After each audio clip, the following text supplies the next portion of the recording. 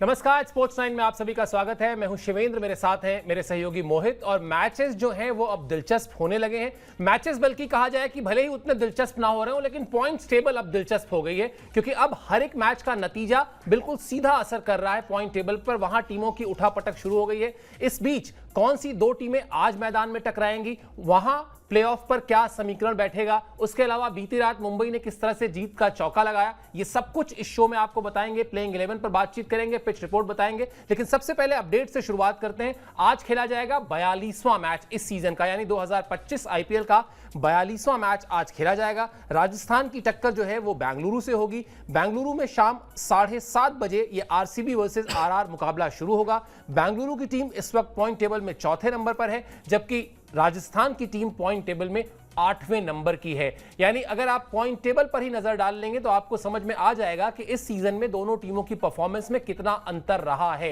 लेकिन क्या यह अंतर आज भी मैदान में दिखाई देगा, यह दिलचस्प होगा देखना। बेंगलुरु की कोशिश जो होगी वो यही होगी कि वो इस मैच में जीत हासिल करे और राजस्थान उसको रोकने की पूरी कोशिश करेगी, क्योंकि राजस्थान के लिए अब मुकाबले जो है वो बहुत ज्यादा टफ होते जा रहे हैं। लेकिन जो सबसे बड़ी क्यूरियोसिटी है मोहित आज के मैच को लेकर, और जो एक नया ट्रेंड भी शुरू हुआ, वो क्यूरियोसिटी है कि क्या बैंगलोर अपने घर में जीत पाएगी। क्योंकि आप चेन्नई को देख लीजिए, आप बेंगलुरु को देख लीजिए, आप लखनऊ को देख लीजिए, ये ऐसी टीमें हैं जो अपने घर में ही हार जा रही हैं। क्या बेंगलुरु आज इस इंतजार को खत्म करेगा? बिल्कुल, ये अभी तक के आईपीएल में हमने ये देखा था कि पहले जो सीजन आते थे उसमें ये होता था कि ये इन सबके एक तरह से किले होते थे। आप आरसीबी को उनके ग्राउंड में जाकर नहीं हरा सकते थे, चेन्नई को आप चेपॉक में नहीं हरा सकते थे, मुंबई को वानखेड़े में हराना मुश्किल होता था।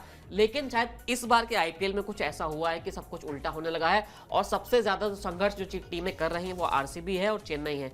और इस बार जो चीजें देखने को मिली है कि ज्यादातर ये हो रहा था कि ग्राउंडमैन के साथ आपकी नहीं बन रही है, कहीं पिच की गड़बड़ हो जा रही है, कहीं पिच क्रिएटर आपकी बातें नहीं मान रहे हैं, फ्रेंचाइजी जो है वो अपनी बात पूरी तरह से नहीं मनवा पा रही है, और उसका असर हमको देखने को मिल रहा है।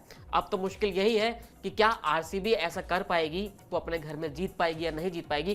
क्योंकि लगातार वो अभी तक का सीजन उसका भले ही सर अच्छा गया हो, लेकिन अगर उसको प्लेऑफ में जाना है तो अपने जो घर के मैच है उनको जीतना बहुत जरूरी उनके लिए हो जाएगा। बिल्कुल, क्योंकि वहां से जो विश्वास आता है वो अलग किस्म का विश्वास होता है। और ये बिल्कुल सही बात है कि ये गढ़ माना जाता था। मतलब इन टीमों की कामयाबी को अगर आप प्रीवियस सीजन्स में अगर आप थोड़ा सा एनालिसिस करेंगे तो आप पाएंगे कि चेन्नई की टीम ने अगर 5 खिताब जीते हैं तो उसकी एक सबसे बड़ी वजह यह है कि उसने अपने होम मैचेस हमेशा बल्क में जीते। एक आध मैच हटा दीजिए तो वहां पर होता यह था कि जितने मैच खेल रहे हैं उसमें से 90% मैच जो है वो चेन्नई जीतती थी अपने स्पिनर्स के दमखम पर। लेकिन अभी जो है वो बाजी इस बार उल्टी हुई है, और ये बाजी उलटने के बाद चेन्नई की हालत भी खराब है। हालांकि बैंगलोर की स्थिति ठीक है, बैंगलोर भले अपने घर में नहीं जीत रही है लेकिन बाहर जाकर जीत रही है, अच्छी फॉर्म में है। कैसा रहा है उसका सफर, ये आपको बताते हैं। इस साल जो है अब तक शानदार फॉर्म में दिखी है आरसीबी की टीम, अगर सिर्फ उसका अपने होम ग्राउंड पे परफॉर्मेंस को हटा दिया जाए तो।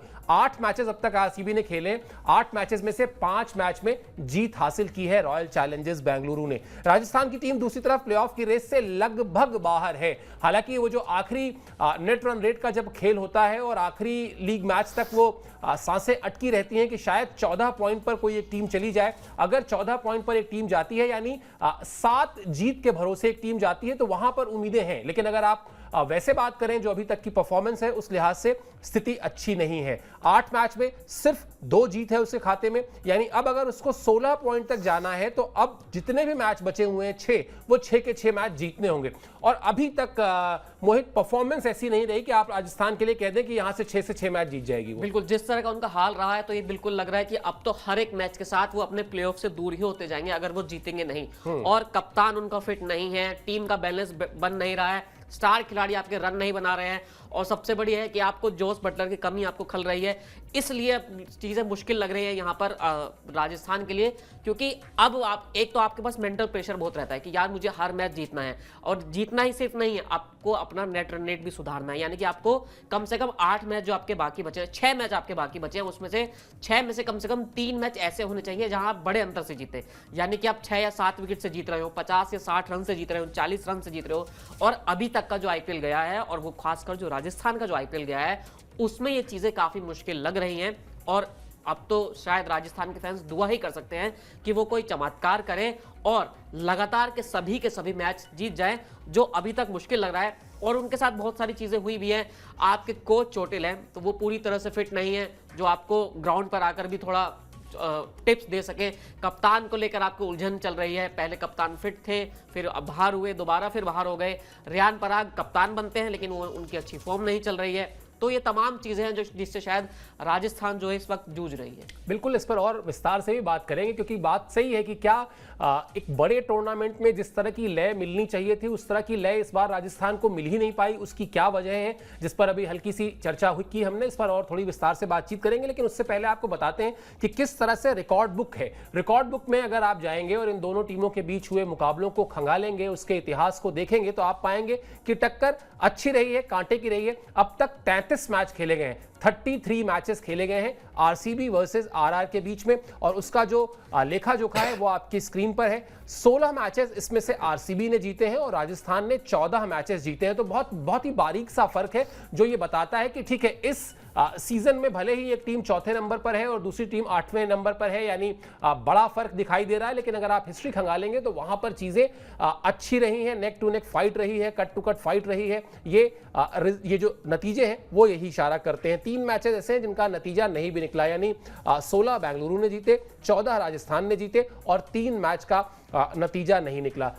राजस्थान की बात अगर थोड़ी सी और की जाए मोहित, मुझे लगता है शायद जिस सिचुएशन में अभी टीम है, जो भी टीम के सीनियर प्लेयर्स हैं या टीम के साथ राहुल द्रविड़ का जो रोल है, अब शायद कोई ये नहीं कह रहा होगा कि हमें 6 के 6 मैच जीतने हैं। यहां बात ये हो रही होगी कि हमको कम से कम ये मैच जीतते हैं, फिर इसके बाद अगर ये जीत जाएंगे तो थोड़ी सी सांस लेने का मौका मिलेगा, फिर आगे जाएंगे।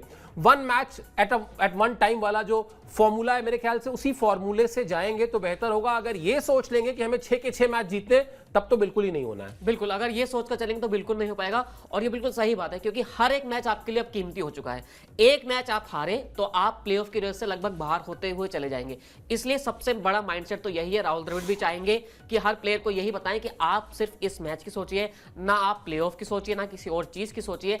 आपको सिर्फ एक मैच अपना सुधारना होगा। और अभी तक एक शायद संदेश ये भी होगा, सिर्फ हम इंडियंस प्लेयर की बात कर रहे हैं, लेकिन शायद इस बार राजस्थान के लिए कोई विदेशी प्लेयर भी बहुत अच्छा नहीं कर पाए हैं। अगर कोई कर पाया है तो वो जोफ्रा आर्चर थे, लेकिन वो उनका फिर वो होता है कि वो 1 या 2 मैच में चलते हैं और उनका यूटिलाइजेशन भी शायद उस तरह से नहीं कर पाए। एक सुपर ओवर शायद मुझे याद है वो फंसा था, लेकिन उसमें जोफ्रा आर्चर को आप लाए नहीं थे। और भी जैसे शिमरन हेटमायर हैं, वो इस सीजन में शायद ही उन्होंने कोई ऐसी पारी खेली हो जो उनकी टीम के लिए फायदेमंद रही हो। अगर फायदेमंद रहती तो शायद राजस्थान का ऐसा हाल ही नहीं होता, क्योंकि कई बार ये हुआ है कि टॉप ऑर्डर आपका फेल हुआ है, मिडिल ऑर्डर आपका रन बना नहीं रहा है, और इन द एंड आप पूरी तरह से ध्वस्त नजर आते हैं। बिल्कुल, और यही दिक्कत है राजस्थान की टीम के साथ कि शुरुआत ही उस तरह से नहीं मिली जिस तरह से मिलनी चाहिए। शुरुआत मुंबई को भी नहीं मिली थी इस तरह की, लेकिन मुंबई की आदत है, आप over a period of time, अब तो 18 साल हो गया, आप सैंपल साइज कोई छोटा नहीं है कि कोई दूसरा सीजन या तीसरा सीजन है। मुंबई ने इसका इस तरह से धीमी शुरुआत करके टूर्नामेंट में पिक करने का काम साल दर साल कई बार किया है। राजस्थान की ये आदत नहीं है, राजस्थान इससे उल्टा थी। राजस्थान बल्कि पहले जो 7-8 मैचेस होते थे उसमें से 3-4 मैचेस जीतकर जब प्रेशर सिचुएशन आती थी तो वो थोड़ी कंफर्टेबल सिचुएशन में रहती थी, लेकिन इस बार ऐसा हुआ नहीं है। वो पहले सीजन में जो चैंपियनशिप जीती थी उसके बाद से अभी तक इंतजार जो है वो बना हुआ है, तब जबकि कई सीजन बीच में ऐसे आए जब लगा कि नहीं, इस बार राजस्थान की टीम कुछ कमाल करने वाली है। चलिए बताते हैं जो हम अभी थोड़ी देर पहले चर्चा कर रहे थे कि राजस्थान की टीम की समस्या रही क्या, जरा इसको और विस्तार से आज डिस्कस कर ही लेते हैं, क्योंकि लगता है कि राजस्थान की टीम अब विदा होने का उसका वक्त जो है आ ही रहा है धीरे धीरे। फिटनेस की समस्या रही दरअसल। संजू सैमसन शुरुआती मैच उन्होंने मिस किए, उसके बाद टीम में क्या हुआ, हेटमायर, हसरंगा, आर्चर और तीक्ष्णा जैसे विदेशी खिलाड़ी जरूर हैं, लेकिन जैसा अभी मोहित ने कहा कि वो जो एक साथ एकजुट होकर आपको परफॉर्म करना होता है, उस तरह की परफॉर्मेंस नहीं दिखी। यशस्वी जायसवाल बेरंग दिखे, कुछ एक मैचेस अगर आप छोड़ दें तो वो भी नहीं चले। रियान पराग बेचारे इस दिक्कत में रह गए, ये कप्तानी ज्यादा सोचें या बल्लेबाजी ज्यादा सोचें, दोनों सोचने के चक्कर में वो कुछ नहीं कर पाए। अभी तक मतलब जिस तरह का उन्होंने पिछले साल परफॉर्मेंस किया था उस तरह से अगर आप देखेंगे तो उन्होंने कुछ भी नहीं किया है। नीतीश राणा कप्तानी तक कर चुके हैं आईपीएल में, उनकी हालत यह कि अब तक सिर्फ 2 मैचेस में उनका बल्ला चला है। तो वही है मोहित, आपको शुरुआत अच्छी मिलनी चाहिए। आप मुंबई की टीम नहीं है जिसको 2-3 मैच हारने के बाद भी कमबैक करना आता है। यहां ये जो मुझे लगता है शायद इसमें मैनेजमेंट से भी गलती हुई। अगर संजू सैमसन से शुरुआत में वो कप्तानी नहीं करानी चाहिए थी आपको, तो या अवेलेबल नहीं थे, मजबूरी थी आपकी, आप पूरे सीजन के लिए किसी को कैप्टन बना देते। क्योंकि होता क्या है कि हर कप्तान अपना कुछ तो अलग सोच के आएगा। अब किसी भी चीज को लेकर आपका अप्रोच अलग है, मेरा अप्रोच अलग है। अगर मैं लीड कर रहा हूं, मैं अलग तरीके से सोचूंगा, आप लीड कर रहे हैं, आप अलग तरीके से सोचेंगे। अब अगर यह हो जाए कि 3 दिन आपको लीड करना है, 3 दिन मुझे तो याद आ रहा है वो केकेआर का शुरुआती साल जब एक साथ 3-4 कप्तान बना दिए गए थे, तो ये वैसी स्थिति हुई। और शायद यही वजह है कि बेचारे राहुल द्रविड़ जो बड़ी ही आधुनिक व्हील चेयर पर भी हर बार मैदान में पहुंचते हैं, खिलाड़ियों से बातचीत करते हैं, हंसी मजाक करते हैं, कोशिश करते हैं कि वो उनको लाइट रखें, लेकिन टीम मुश्किल में पड़ती गई और फिर वो निकल नहीं पाई। शायद प्लानिंग, एग्जीक्यूशन सब कुछ गड़बड़ रहा। बिल्कुल, और सबसे जो अच्छी चीज यही रहती सर, जैसे आपने कहा कि अगर रियान पराग को बोल दिया जाता कि इस बार संजू सैमसन फिट नहीं है, आपको पूरे सीजन कप्तानी करनी है, यहां पर ये राजस्थान की टीम मुंबई वाला फॉर्मूला अपना सकती थी कि रोहित शर्मा आपको फिटनेस नहीं लगती है तो आप उनको सिर्फ इंपैक्ट प्लेयर के लिए बैटिंग कराते हैं। सेम चीज आप संजू सैमसन के लिए कर सकते थे पूरे सीजन में कि आप सिर्फ उनको इंपैक्ट प्लेयर बनाते और सिर्फ बैटिंग कराते, आपको ओपनिंग में अच्छे रन बनाकर दे जाते और पूरी कप्तानी रियान पराग को आप सौंप देते, तो ये चीजें आप आराम से पूरा सीजन वहां पर निकाल सकते थे।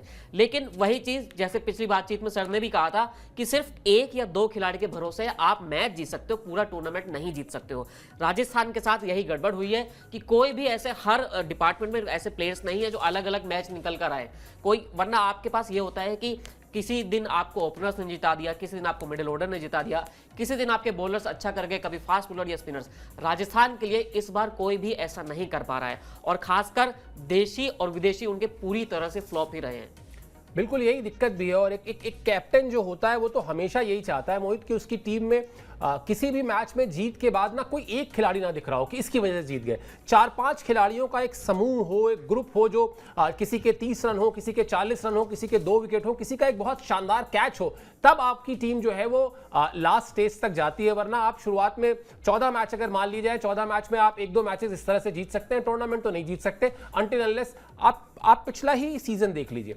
हैदराबाद की टीम जिस तरह से खेल रही थी और जिस तरह से पहुंची थी फाइनल में, क्या किसी को लगा था कि फाइनल में उस तरह से घुटने टेकेगी? लेकिन होता है ये, आपका एक दिन खराब होगा, आप लगातार एक ही काम बार बार करेंगे। और हैदराबाद की टीम की इस सीजन में क्या हालत है ये भी हम देख ही रहे हैं, उस पर भी आगे बातचीत करेंगे। तो कुल मिला जुलाकर सबक यही है राजस्थान के लिए कि अब यहां से भी अगर जो 6 मैचेस बचे हैं उनमें से एक मैच लेकर चला जाए तो कम से कम पॉइंट टेबल में आपकी स्थिति थोड़ी बेहतर होगी। प्लेऑफ अभी छोड़ देते हैं सोचना, वो अगर जब डबल डिजिट में आ जाएंगे नंबर्स फिर सोचा जाएगा कि क्या प्रैक्टिकली पॉसिबल है। अगर पॉसिबल है तो फिर उसका एफर्ट किया जा सकता है। राजस्थान की बात के बाद अब कर लेते हैं बेंगलुरु की बात। वहां कहानी है कि वो अगर आज का मैच जीतेंगे तो प्लेऑफ की तरफ एक कदम और बढ़ा देंगे। यानी आप फिर ये कह सकते हैं कि अब दिल्ली और पंजाब, जिनका साफ साफ दिख रहा है कि अब वो क्वालिफाई कर ही जाएंगे, उसके बाद अगर आपको कोई पूछेगा कि तीसरी टीम कौन सी है तो आप कह सकते हैं कि आरसीबी भी इस बार लग रहा है कि पहुंच जाएगी प्लेऑफ में, क्योंकि उसका भी परफॉर्मेंस अच्छा रहा है। आज अगर वो जीतते हैं और बड़े मार्जिन से जीतते हैं तो वो जो नेट रन रेट का खेल होता है,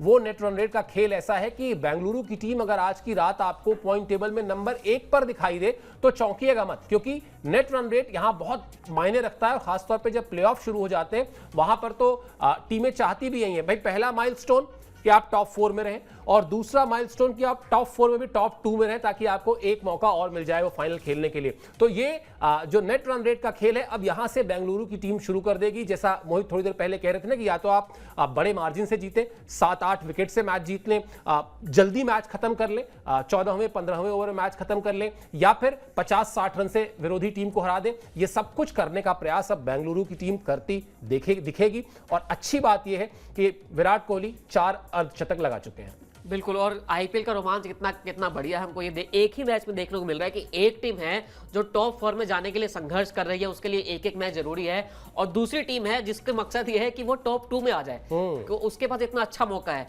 और सर एक अच्छी चीज ये भी रही कि देखिए विराट कोहली लगातार रन बना रहे हैं, लेकिन इस बार इतना बहुत ज्यादा हो हल्ला नहीं है उनका, वो आराम से साइलेंटली खेल रहे हैं। 8 में से 4 मैच में वो उन्होंने अर्धशतक जमा चुके हैं, यानी कि हर दूसरी इनिंग उनकी 50 बन ही रही है, और उसी का नतीजा हमको देखने को भी मिल रहा है कि आरसीबी उनकी टीम जो है वो लगातार जीत रही है, अच्छा कर रही है। जब विराट कोहली फेल हो जाते हैं तो टिम डेविड ने कुछ अच्छी पारियां खेली, उसके अलावा जोश हेजलवुड ने वहां पर बॉलिंग करके कुछ उनको मैच जिताए हैं। तो एक तरह से मिक्स जो उनको चाहिए होता है कि देशी और विदेशी खिलाड़ियों का, जैसी बात हम राजस्थान के लिए कर रहे थे, जो चीज राजस्थान मिस कर रहा है आरसीबी अभी तक तो कम से कम वो ऐसी चीज कर रहा है। लेकिन आरसीबी के फैंस को थोड़ा संभल कर रहना चाहिए, क्योंकि उनकी टीम हमेशा अच्छे तो करती है, लेकिन वो एंड थोड़ा जो पिक्चर का जो एंड है वो सर थोड़ा गड़बड़ हो जाता है। बिल्कुल सही बात है, यही शायद सावधान रहने की जरूरत भी है। वैसे मुझे इस सीजन में श्रेयस अय्यर ने एक मैच में जीत के बाद बड़ी अच्छी बात कही थी। उन्होंने कहा कि सारी की सारी टीमें, 10 की 10 टीमें मैचेस जीतने की काबिलियत रखती हैं, इसमें कोई डाउट नहीं है।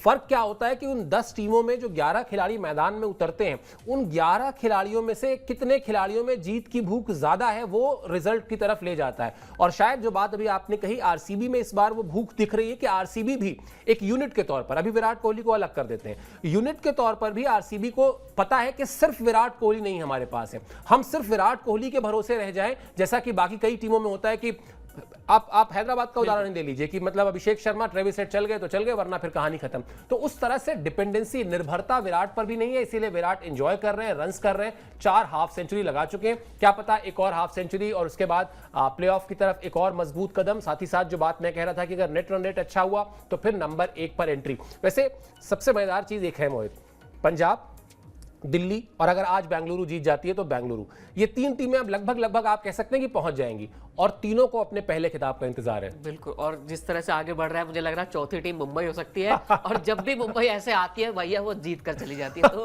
हर कोई ये सही कह रहा है कि रोहित शर्मा और मुंबई इंडियंस ने एक बहुत सही टाइम पर जो अपना परफॉर्मेंस है उसको पीक किया है और 5 खिताब मुंबई जीत चुकी है। तो इसलिए आप उनसे डरकर तो बिल्कुल रहना पड़ेगा कि इनका मालूम नहीं कब जाकर ये सीधा फाइनल में जाकर इनकी ट्रेन रुकेगी। बिल्कुल, मुंबई की ये खासियत भी रही है, मुंबई का ये अंदाज भी रहा है कि रेस में जैसे दौड़ने से पहले ही कोई गिर जाए, उसके बाद आपको लगे कि तो गिर गया, ये रेस फिनिश भी कर पाएगा कि नहीं, और वो पट्टा इतना समझदार कि वो उठे और फिर उसके बाद अपने आप को दोबारा तैयार करे और फिर दौड़े, और ना सिर्फ दौड़े बल्कि जीत भी ले। इस तरह की मुंबई टीम है। शुरुआती मैचेस लगातार हार रही थी, लेकिन अब जीत का चौका लगा चुकी है और सीधा एंट्री मार दी है टॉप 4 में, वो भी तीसरी जगह पर। आज का सवाल जो है वो भी मुंबई की टीम से जुड़ा हुआ है, वो हम आपको बताते हैं क्या सवाल है। लेकिन सवाल दिखा दीजिए, बड़ा आसान सा सवाल रहता है जिसमें आप जवाब देकर लकी प्राइज जीत सकते हैं। इनमें से किस टीम के लिए आईपीएल खेल चुके हैं Sachin Tendulkar? Option A Chennai Super Kings, B Mumbai Indians, C Punjab Kings, Royal Challengers Bengaluru. बहुत ही आसान सवाल है मोहित, मतलब मोहित सोच रहे होंगे कि मैं ही जल्दी से इसका उत्तर देकर इनाम जीत लेता, लेकिन हम लोग जीत नहीं सकते क्योंकि हमारे लिए इसमें एंट्री मना है। आप लोग जरूर इसमें हिस्सा लीजिए, बेहद आसान सवाल है। आपको करना इतना है कि www.tv9hindi.com जो हमारी वेबसाइट है, उस वेबसाइट पे आप जाएंगे, वहां पर आपको क्विज का एक सेक्शन दिखाई देगा। उस सेक्शन में जब आप क्लिक करेंगे तो आपको यही सवाल मिलेगा। इस सवाल का जो जवाब आपको सही लगता है उसका आप सही जवाब दीजिए और उसके बाद आप अगर लकी विनर्स में रहे तो आपको पुरस्कार भी मिलेगा। और सवाल का बड़ा अच्छा दिन है, सचिन पाजी का जन्मदिन भी है, तो अगर आप सचिन तेंदुलकर के फैंस हैं तो इस क्विज को जरूर खेलिए और शायद आप अगर सचिन के फैन हैं तो शायद आप लकी निकले और आपको ये इनाम भी मिल जाए। चलिए, अब आप सचिन की बात कर रहे हैं तो कौन सी इनिंग, 1-2, मतलब एक कह के तो मतलब आपको फंसाने वाली बात हो जाएगी, वरना कौन सी 1-2 इनिंग है जो आपको लगता है कि सचिन के बोलते ही, शब्द सुनते ही आपको वो इनिंग याद आ जाती हो? सबसे पहले तो मुझे लगता है वो सबके लिए होता होगा 98 जो पाकिस्तान 2003 वर्ल्ड कप होता होगा।